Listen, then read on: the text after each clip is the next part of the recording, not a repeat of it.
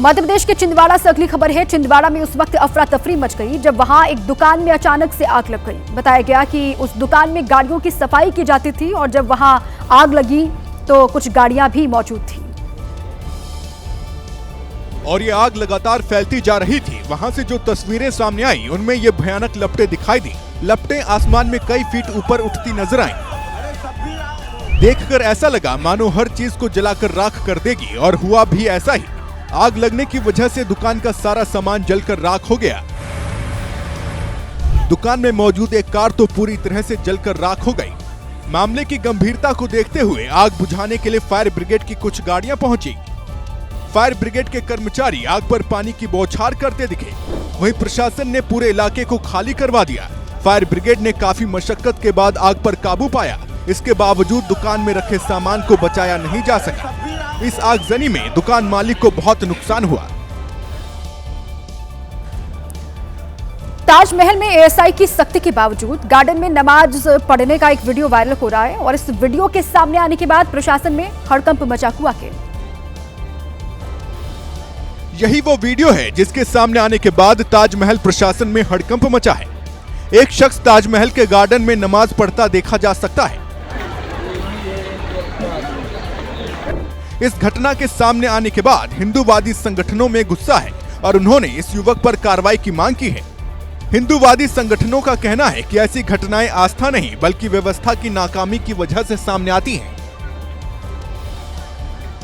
तेजमाला ताजमहल के गार्डन में ये नमाज पढ़ने का वीडियो वायरल हो रहा है। जब पाबंदी है तो आखिर इस प्रकार की गतिविधि क्यों? ये किसे चुनौती देना चाहते हैं? अगर तत्काल उस पर कार्रवाई नहीं हुई तो हम किसी भी कीमत पर इस कृत्य को बर्दाश्त नहीं करेंगे। इस घटना से ताजमहल प्रशासन सवालों के घेरे में है। घटना का वीडियो सोशल मीडिया पर वायरल हो रहा है। यूपी के मथुरा से अगली खबर है। मथुरा में उस वक्त सनसनी फैल गई जब एक आदमी ने अपने पिता की गोली मारकर हत्या कर दी। इसके बाद उसने खुद को भी गोली मारी। बताया गया कि दोनों के बीच में कोई विवाद चल रहा था और दोनों में मामूली बात को लेकर झगड़ा हुआ और ये झगड़ा इतना बढ़ गया कि नरेश अग्रवाल ने अपने पिता सुरेश चंद्र अग्रवाल पर लाइसेंसी पिस्तौल तान दी। इसके बाद उन्होंने आव देखा ना ताव और अपने पिता को ही गोली मार दी। इतना ही नहीं, खुद के भी सिर पर गोली मार ली। आनन फानन में दोनों को जल्दी से अस्पताल में भर्ती कराया गया, जहां डॉक्टरों ने दोनों को मृत घोषित कर दिया। जानकारी के मुताबिक शराब पीने से टोकने पर यह विवाद शुरू हुआ था। पूरा मामला वृंदावन इलाके के गौरा नगर कॉलोनी का है। सुरेश चंद्र बीड़ी के बड़े कारोबारी थे। गणेश बीड़ी के नाम से उनका कारोबार है। उनका कई राज्यों में कारोबार फैला था। घटना के वक्त घर में मौजूद लोगों के बयान लिए गए हैं। वहीं पुलिस मामले की जांच में जुट गई है। बिहार चुनाव में दिग्गजों का चुनाव प्रचार जारी। गृह मंत्री अमित शाह आज 3 जगहों पर करेंगे रैली। सबसे पहले गोपालगंज, हाजीपुर, फिर उजियारपुर में जनसभा को करेंगे संबोधित। बीजेपी अध्यक्ष जेपी नड्डा भी आज 2 रैलियों को करेंगे संबोधित। गोरिया कोठी के बैकुंठपुर और मुजफ्फरपुर के जजुआर हाई स्कूल मैदान में जनसमूह को करेंगे संबोधित। एनडीए उम्मीदवार के लिए वोट की अपील करेंगे। मुख्यमंत्री नीतीश कुमार की आज 3 ताबड़तोड़ रैलियां होनी है। 9 जगहों पर लोगों को संबोधित करेंगे नीतीश कुमार। बेनीपट्टी, खजौली, परिहार, सीतामढ़ी, तेजस्वी यादव की सीट राघोपुर में भी करेंगे रैली। आरजेडी नेता तेजस्वी यादव आज 17 जनसभाओं को करेंगे संबोधित। मुजफ्फरपुर और सारण में 2, गोपालगंज में 5, सिवान में 7 रैलियों को करेंगे संबोधित। वैशाली के राघोपुर में भी तेजस्वी भरेंगे हुंकार। समाजवादी पार्टी के मुखिया अखिलेश यादव भी बिहार चुनाव में महागठबंधन के लिए करेंगे चुनाव प्रचार। पूर्णिया, मधुबनी और दरभंगा में करेंगे लोगों को संबोधित। महागठबंधन के प्रत्याशियों के पक्ष में मांगेंगे वोट।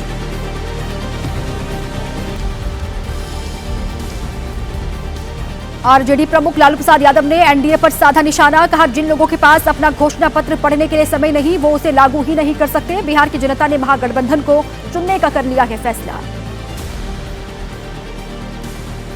आरजेडी नेता तेजस्वी यादव ने एनडीए के संकल्प पत्र पर उठाई सवाल। नकल करने का लगाया आरोप। पूछा, 1 करोड़ नौकरी कहां से देंगे? बीजेपी को संकल्प पत्र नहीं, माफी पत्र जारी करना चाहिए।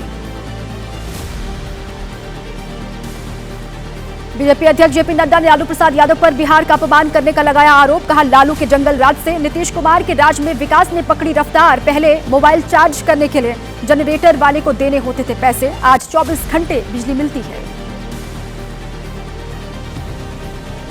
दरभंगा में लगातार हो रही बारिश से कई जगह हुआ जलभराव। हर तरफ पानी भर जाने की वजह से वीआईपी प्रत्याशी उमेश सहनी ने अनोखे अंदाज में किया चुनाव प्रचार। नाव पर सवार होकर दरभंगा टावर के पास लोगों से मुलाकात की। बिहार में चुनाव प्रचार में उतर सकते हैं समाजवादी पार्टी के नेता आजम खान। कहा, चुनाव प्रचार के लिए जा सकता हूं, जिसका वोट बैंक नहीं है वो भी चाहता है कि मुख्यमंत्री बने।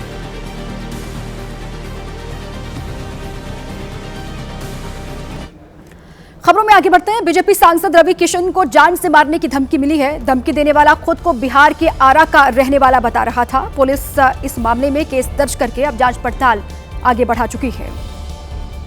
मैं तुम्हारी पूरी कुंडली मेरे पास है। अच्छा। तो तुम्हें कहो मुलाकात भी कर लूंगा। कहाँ लेकिन उनको समझा दो। धमकी देने वाला बिहार में चुनाव प्रचार के दौरान रवि किशन के दिए एक बयान से नाराज था। उसने सांसद के निजी सचिव को फोन कर कहा कि वो फांसी पर चढ़ जाएगा लेकिन गोली मार देगा। रवि किशन के निजी सचिव का कहना है कि धमकी देने वाले को सांसद के बारे में पूरी जानकारी है। उसको संपूर्ण जानकारी है माननीय सांसद जी की एक लोकेशन के बारे में उसको जानकारी है। मामले में पुलिस ने केस दर्ज कर जांच शुरू कर दी है। अंत में एक अज्ञात व्यक्ति द्वारा उनके पीए को फोन करके माननीय सांसद जी को धमकी देने का प्रकरण संज्ञान में आया है। उक्त प्रकरण में सुसंगत धाराओं में रामगढ़ थाना पे मुकदमा पंजीकृत किया जा रहा है। धमकी के बाद बीजेपी के सांसद व स्टार प्रचारक रवि किशन की सुरक्षा बढ़ाई जा सकती है। राजस्थान से अगली खबर है। राजस्थान के सिरोही में खनन परियोजना के खिलाफ 12 गांवों के लोगों ने प्रदर्शन किया। आधी रात को किए गए इस प्रदर्शन में महिलाओं ने भी बढ़ चढ़कर हिस्सा लिया। ये आधी रात का समय है और लोग खेती की जमीन बचाने की लड़ाई लड़ रहे हैं।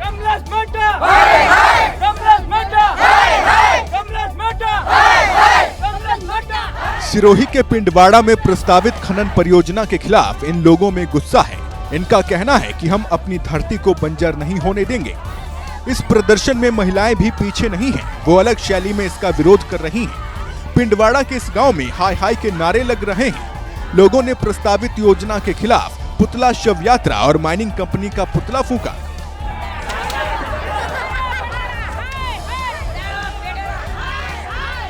सिरोही के पिंडवाड़ा में 4 ग्राम पंचायतों के सभी 12 गांवों के हजारों लोग इस खनन परियोजना के खिलाफ हैं। प्रदर्शन में शामिल लोगों का कहना है कि इस परियोजना के लागू होते ही पहाड़, पेड़ और जल स्रोत खत्म हो जाएंगे।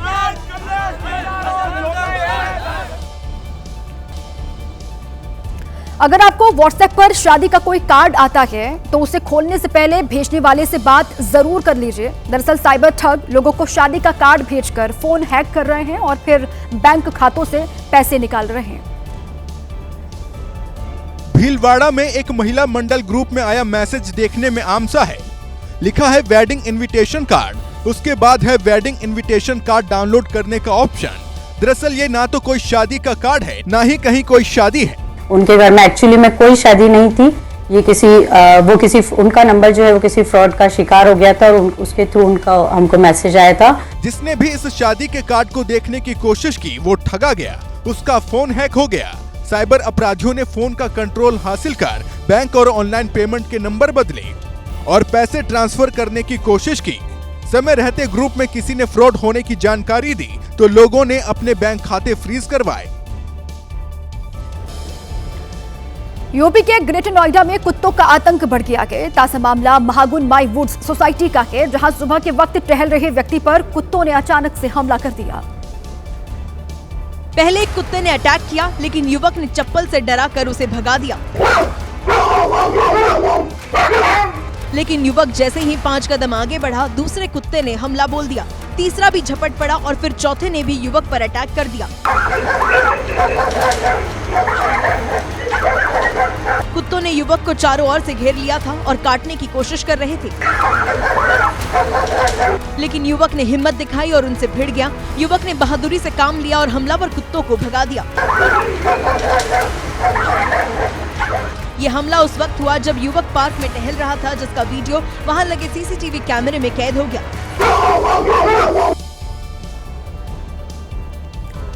बिहार से अगली खबर है। यहां मोकामा में हुए दुलारचंद हत्याकांड में बड़ा खुलासा हुआ कि पोस्टमार्टम करने वाले डॉक्टर्स ने दावा किया है कि दुलारचंद यादव की मौत गोली लगने से नहीं हुई है। दुलारचंद का पोस्टमार्टम 3 डॉक्टरों की टीम ने किया, जिसमें डॉक्टर अजय कुमार भी शामिल थे। डॉक्टर अजय कुमार सिंह के मुताबिक दुलारचंद यादव को पैर में एंकल जॉइंट के पास गोली लगी है। पैर में लगी गोली आर पार हो गई। डॉक्टर का दावा है कि इस तरह से गोली से मौत नहीं हो सकती। शरीर पर और भी जख्म के निशान पाए गए हैं। डॉक्टर के मुताबिक पोस्टमार्टम से पहले डेड बॉडी का एक्सरे भी करवाया गया था, जिसमें ज्यादातर जख्म छीलने जैसा पाया गया है। रिपोर्ट कल तक तैयार हो जाएगी। अब सवाल उठ रहा है कि अगर मौत गोली से नहीं हुई तो फिर मौत का असली कारण क्या था। फिलहाल पुलिस भी मेडिकल रिपोर्ट का इंतजार कर रही है और जांच आगे बढ़ा रही है। जैसे जैसे बिहार चुनाव का पहला चरण नजदीक आ रहा है, वैसे वैसे जुबानी जंग तेज होती जा रही है। केंद्रीय मंत्री जीतन राम मांझी ने हाजीपुर की एक जनसभा में कुछ ऐसा कह दिया जिस पर अब सियासी तलवारें खिंच सकती हैं। दरअसल जीतन राम मांझी ने तेजस्वी यादव पर सीधा हमला बोलते हुए उन्हें 2 किलो का छोकरा और चोर तक कह डाला। अभी ये लोग कह रहे थे जननायक को दूसरा कोई पैदा कर तो वो चोरी लेवल कर रहे बताओ ये दूध के छोकरा के जननायक हम निकावे ना तो ये चोरी करा चाहती था। चोरी करता तो बोलती ना है। एक ने हम कहे ये है कि खनी चोरी करके का करता थी समझ में नहीं। जीतन राम मांझी ने कहा कि अगर इस चुनाव में किसी को वोट देना है तो नीतीश कुमार को देना है। केकरा बनाई थी एक मुसहर का बेटा जीतन मांझी को मुख्यमंत्री बनाया। यही तो कि कितना ईमानदार और कितना सामाजिक न्याय के आदमी है। जीतन राम मांझी ने प्रधानमंत्री मोदी की तारीफ करते हुए कहा कि उनका सीना 56 इंच का नहीं बल्कि 112 इंच का है, क्योंकि उन्होंने पाकिस्तान में घुसकर आतंकियों को मार गिराया था। बिहार से ही खबर है। यहां मोकामा में जन स्वराज पार्टी के कार्यकर्ता दुलारचंद यादव की हत्याकांड के 28 घंटे बाद उनका अंतिम संस्कार कर दिया गया। इस बीच चुनाव आयोग ने मोकामा हत्याकांड को लेकर डीजीपी से रिपोर्ट मांगी है। इधर पुलिस ने एनडीए उम्मीदवार और बाहुबली अनंत सिंह समेत 5 समर्थकों पर हत्या की एफआईआर दर्ज की। दुलारचंद यादव के परिवार की तरफ से जो एफआईआर करवाई गई, उसके मुताबिक अनंत सिंह ने खुद गोली फायर की। गोली जांग में लगी, जिसके बाद समर्थकों ने दुलारचंद पर गाड़ी चढ़ा दी। इसमें जो प्रथम जिसमें मृतक के पोता के द्वारा एफआईआर किया गया, उसमें टोटल 5 अभियुक्त जो है बनाए गए हैं। जो दूसरी तरफ से आवेदन जो है दिया गया, उसमें टोटल 6 अभियुक्त बनाए गए हैं। एफआईआर अनंत सिंह के समर्थकों की तरफ से भी दर्ज कराई गई, जिसमें अजय महतो को आरोपी बनाया गया। पुलिस की ओर से जो मामला दर्ज किया गया, उसमें अज्ञात लोगों को भी आरोपी बनाया गया। दोपहर तक इस पूरे मामले में कुल 2 गिरफ्तारियां हुई हैं। मोकामा में बाहुबली दुलारचंद हत्याकांड ने प्रदेश की राजनीति को हिलाकर रख दिया है। मर्डर ने लॉ एंड ऑर्डर पर फिर सवाल खड़े कर दिए हैं, जिसके बाद विपक्ष सरकार पर हमलावर हो गया है।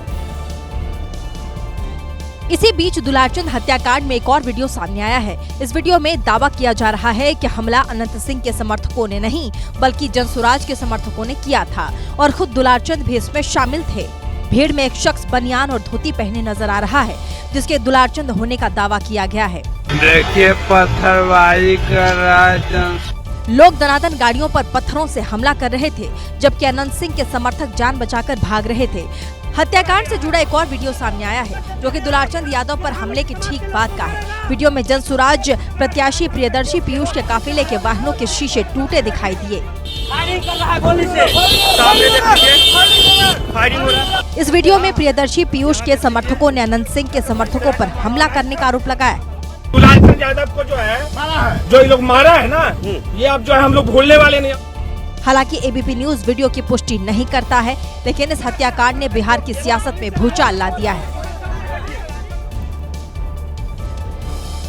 मोकामा में बाहुबलियों के बीच चुनावी टक्कर है। ऐसे में पूरे मामले में हनफ और रुतबे को हत्या की बड़ी वजह माना जा रहा है।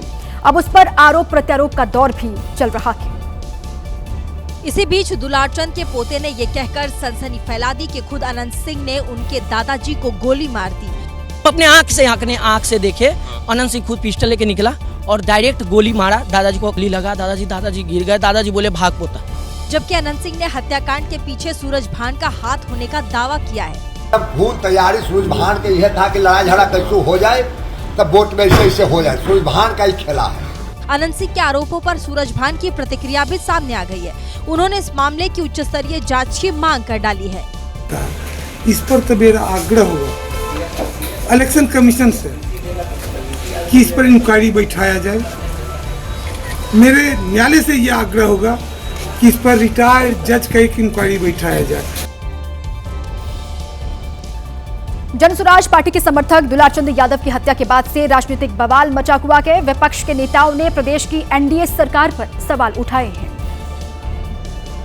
महागठबंधन के सीएम उम्मीदवार तेजस्वी यादव ने दुलारचंद की हत्या को लेकर केंद्र और राज्य सरकार दोनों को कटघरे में खड़ा कर दिया। किस प्रकार के, किस प्रकृति के लोग जो है बिहार को कब्जा किए हुए हैं और चुनाव में बंदूक लेकर के आचार संहिता में घूम रहे हैं। वहीं प्रशांत किशोर ने इस हत्याकांड को प्रशासन की नाकामी करार दिया। जिस जंगल राज की बात होती थी, जो बाहर लोग सुनते थे कि चुनाव के दौरान बड़े पैमाने पर हिंसा होती है, वो कहीं न कहीं उसी को दर्शाता है।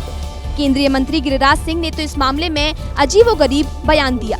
जिनकी हत्या हुई है वो भी एक दुर्दांत अपराधी थे और क्यों हुआ है ये तो जांच का विषय है। जबकि केंद्रीय मंत्री जीतन राम मांझी ने दुलारचंद की हत्या के लिए आरजेडी कार्यकर्ताओं को जिम्मेदार ठहराया। जानबूझ करके राजद के लोग ऐसा कर रहे हैं। हमारे क्षेत्र में भी हमारे टेकारी के जो कैंडिडेट हैं उन पर कातिलाना हमला किया गया। बिहार में चुनावी माहौल के बीच नचनिया वाला विवाद थमता हुआ दिखाई नहीं दे रहा। डिप्टी सीएम सम्राट चौधरी के बाद अब जनशक्ति जनता दल के अध्यक्ष तेज प्रताप यादव ने भी खेसारी लाल को नाचने वाला कहा है। दरअसल पटना एयरपोर्ट पर पत्रकारों ने तेज प्रताप यादव से खेसारी लाल के 2 करोड़ जॉब देने वाले दावे पर सवाल पूछा था। खेसारी लाल कह रहे हैं कि 2 करोड़ जॉब देंगे महागठबंधन के लोग। कौन सा जॉब देंगे खेसारी लाल, नाचने वाला? इससे पहले कल लालू की बेटी रोहिणी आचार्य ने इस बयान पर बीजेपी को आड़े हाथों लिया। मनोज तिवारी, रवि किशन, निरहुआ, पवन सिंह, हेमा मालिनी, कंगना रनौत हैं, ये सब तो नचनिया ही लोग ना है। और नचनिया जब बोलते हैं उन्हीं के पार्टी में, वही नहीं नचनिया जो इन लोग लेके घूम रहे हैं एनडीए वाले।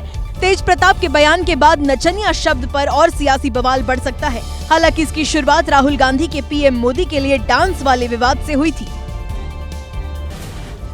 अब खबरों में आगे बढ़ते हैं। अपने जमाने के बाहुबली और आरजेडी के बड़े मुस्लिम नेता रहे शहाबुद्दीन के इलाके सिवान में यूपी के मुख्यमंत्री योगी आदित्यनाथ ने 3 दिन में 2 बार हुंकार भरी। 29 तारीख को शहाबुद्दीन के बेटे ओसामा की सीट का दौरा करने वाले योगी आदित्यनाथ ने फिर सिवान की धरती से शहाबुद्दीन की विरासत को ललकारा है।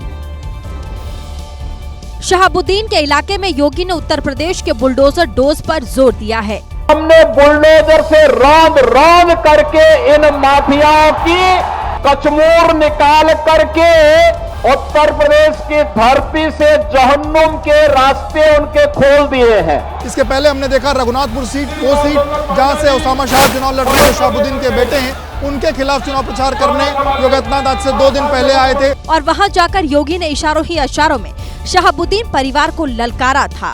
एक खानदानी माफिया वहां पर फिर से कब्जा करना चाहता है। रघुनाथपुर की ही योगी की रैली में प्रतीकात्मक तौर पर बुलडोजर लाए गए थे। चाहते हैं कि एक बार आए योगी जी यहाँ पे अपना बुलडोजर लेके आए, अपना साफ कर दे। बिहार विधानसभा चुनाव के लिए एनडीए ने अपना घोषणा पत्र जारी कर दिया है। घोषणा पत्र को संकल्प पत्र का नाम दिया गया है, जिसमें रोजगार, विकास, शिक्षा और स्वास्थ्य से जुड़े 25 प्रमुख वादे किए गए। संकल्प पत्र के मुताबिक 1 करोड़ युवाओं को नौकरी और रोजगार देंगे। महिला रोजगार योजना से महिलाओं को 2 लाख तक सहायता राशि देंगे। 1 करोड़ महिलाओं को लखपति दीदी बनाएंगे। 125 यूनिट तक मुफ्त बिजली का वादा।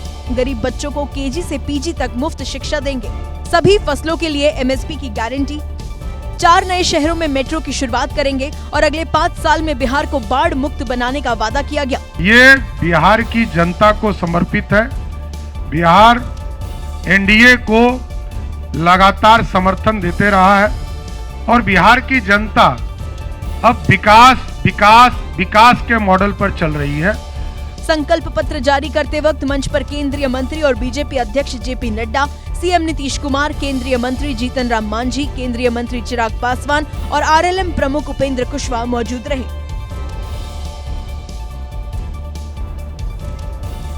एनडीए के नेताओं ने संकल्प पत्र जारी कर जहां वादों की झड़ी लगा दी, वहीं विपक्ष ने एनडीए के घोषणा पत्र को झूठ का पुलिंदा करार दिया। पहला बयान आया कांग्रेस की ओर से। पार्टी के वरिष्ठ नेता और राजस्थान के पूर्व सीएम अशोक गहलोत ने दावा किया कि सिर्फ 26 सेकंड में घोषणा पत्र जारी किया गया और फिर मीडिया के सवालों से बचकर खड़े हुए। जो परंपरा होती है मैनिफेस्टो जारी करने की, खाली परंपरा निभाई इन्होंने। इनका कमिटमेंट मैनिफेस्टो नहीं, इसका मतलब ये हुआ है। आरजेडी नेता मीसा भारती ने 1 करोड़ नौकरी देने के वादे पर तंज कसा। कहाँ से देंगे पैसा, कहाँ से लाएंगे, किसके बाप के घर से लाएंगे, कुछ आता है जी? तो बताए हैं कि 1 करोड़ कहाँ से देंगे। वहीं अखिलेश यादव ने बीजेपी पर फर्जी वादों का आरोप लगाते हुए उनके पुराने घोषणा पत्रों का हिसाब मांग लिया। ये जो 1 करोड़ की नौकरी बिहार में देने जा रहे हैं, इससे पहले भी 2 करोड़ नौकरी का वादा किया था। वो नौकरियां कहाँ हैं? बिहार में चुनावी पारा गर्म था, लेकिन पिछले 2 दिनों से हो रही झमाझम बारिश ने चुनावी तापमान को थोड़ा ठंडा कर दिया। दरअसल इतनी बारिश हो चुकी है कि कई बड़े नेताओं की सभा और रैलियों को रद्द करने की नौबत आ गई है। लालगंज में यूपी के सीएम योगी आदित्यनाथ की जनसभा होनी थी। समर्थकों ने बैनर पोस्टरों से पूरे मैदान को पाट दिया था, लेकिन ऐन मौके पर हुई बारिश ने सब कुछ बिगाड़ दिया। जहां सीएम का हेलीकॉप्टर उतरना था, वहां पानी भर चुका है, लेकिन समर्थकों ने भी हार नहीं मानी। मोटर बोट से पानी निकालने का काम चल रहा है ताकि जनसभा हो सके। इधर दरभंगा नेता बारिश के बीच ही जनसंपर्क करने के लिए निकल पड़े हैं। दरभंगा शहर से बीजेपी उम्मीदवार और सरकार में मंत्री संजय सरावगी का डोर टू डोर कैंपेन जारी रहा। छपरा में हो रही लगातार बारिश को आरजेडी उम्मीदवार खेसारी लाल यादव ने मुद्दा बना लिया है।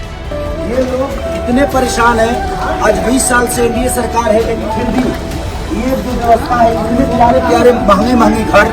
मौसम विभाग ने 31 अक्टूबर से 2 नवंबर तक बिहार के कई जिलों में भारी से बहुत भारी बारिश का अलर्ट जारी किया है। बारिश की वजह से कहीं नेताओं की रैलियां रद्द हो रही हैं, तो कहीं जनसभा स्थल पर पानी भर गया है, लेकिन इन सब के बावजूद नेताओं के जोश में कोई कमी नहीं नजर आ रही है। तभी तो दरभंगा में भारी बारिश से हुए जलजमाव के बीच वीआईपी पार्टी के उम्मीदवार उमेश सहनी नाव लेकर पहुंच गए।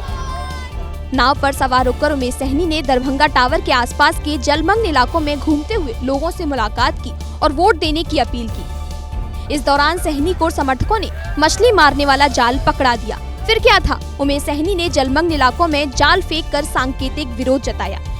सहनी ने मौजूदा विधायक पर तंज कसते हुए कहा कि उनका यही विकास है, लेकिन चाहे हालात कैसे भी हो, वो जनता के बीच जाएंगे। मध्य प्रदेश के मुरैना में घर में लगा मजबूत ताला भी काम नहीं आया। 3 चोरों ने लोहे के दरवाजे में लगे ताले को पल भर में ही तोड़ दिया और चोरी की बड़ी वारदात को अंजाम दिया। लेकिन तीनों की करतूत सीसीटीवी कैमरे में कैद हो गई। चोरी को अंजाम देने के लिए पहले 2 चोरों ने ताला तोड़ने की कोशिश की। ताला मजबूत था, इसलिए चोरों का पहला प्रयास फेल हो गया। फिर तीसरा चोर आया और ताला तोड़ने में जुट गया। करीब 2 मिनट की कोशिश के बाद चोरों ने ताला तोड़कर दरवाजा खोल दिया और इसके बाद तीनों घर के अंदर दाखिल हो गए। तीनों ने घर के अंदर जमकर लूटपाट की और लाखों के गहने लेकर फरार हो गए। तीनों चोर रात के 2:55 पर घर की रेकी करने पहुंचे थे। मेन गेट में बाहर से ताला लगा देखकर उन्हें पता चल गया कि घर में कोई नहीं है। फिर क्या था, चंद मिनट में ताला तोड़कर अंदर दाखिल हुए और 35 मिनट के अंदर की चोरी की वारदात को अंजाम देकर फरार हो गए। अगली खबर तेलंगाना से है। तेलंगाना के महबूबाबाद में हैरान करने वाला एक मामला सामने आया। यहां जिला अस्पताल के कर्मचारियों ने इलाज कराने आए एक शख्स को मोर्चरी में बंद कर वो घर चले गए। 45 साल का टैक्सी ड्राइवर राजू किडनी का इलाज कराने के लिए जिला अस्पताल आया, लेकिन पैसे और आधार कार्ड न होने की वजह से अस्पताल के बाहर ही सो गया। राजू ने दावा किया कि अस्पताल के ही एक कर्मचारी ने उसे देखा और पोस्टमार्टम हाउस के सामने रखी एक बेंच पर लिटा दिया। बाद में रात को कुछ अज्ञात लोग उसे मृत समझकर शवगृह के अंदर ले गए और वहीं छोड़ गए। अज्ञात व्यक्ति का शव मिलने की सूचना मिलने पर जब वो मौके पर पहुंचे और जांच की तो पता चला राजू जिंदा है, जिसके बाद उसे तुरंत अस्पताल में भर्ती कराया गया। घटना सामने आने के बाद स्वास्थ्य विभाग में हड़कंप मचा है। फिलहाल मामले की जांच जारी है। सड़क पर कचरा फेंकने वालों को बेंगलुरु से आए एक वीडियो को देखना चाहिए। अगर आपने भी ये गलती की तो आपका घर भी कूड़ा घर में तब्दील हो सकता है, क्योंकि बेंगलुरु में सफाई को लेकर सख्त अभियान शुरू किया गया है। और उसी अभियान के तहत सफाई कर्मियों ने कचरा लौटाने का काम शुरू कर दिया। जिन लोगों ने सड़क के किनारे कचरा फेंका, उनके घरों की पहचान कर सफाई कर्मियों ने उन्हीं का कचरा सड़क से उठाकर फ्लैट में ले जाकर फेंक दिया। दरअसल बेंगलुरु नगर निगम ने गंदगी फैलाने वालों के खिलाफ सख्त अभियान चलाया है। नगर निगम की टीम गार्बेज डंपिंग फेस्टिवल के तहत न सिर्फ लोगों को जागरूक कर रही है, बल्कि सबक भी सिखा रही है। जो लोग कूड़ेदान से बाहर कचरा फेंकते हैं, उन पर न सिर्फ 2000 से लेकर 5000 रुपए तक का आर्थिक दंड लगाया जा रहा है, बल्कि उनका कचरा उन्हीं के घर में वापस फेंक दिया जाएगा, ताकि वो दोबारा ऐसी गलती ना करे। तो अगर आप भी ऐसा करते हैं तो संभल जाइए। बेंगलुरु की तरह बाकी नगर निगम भी शहर को साफ रखने के लिए ऐसा काम कर सकते हैं।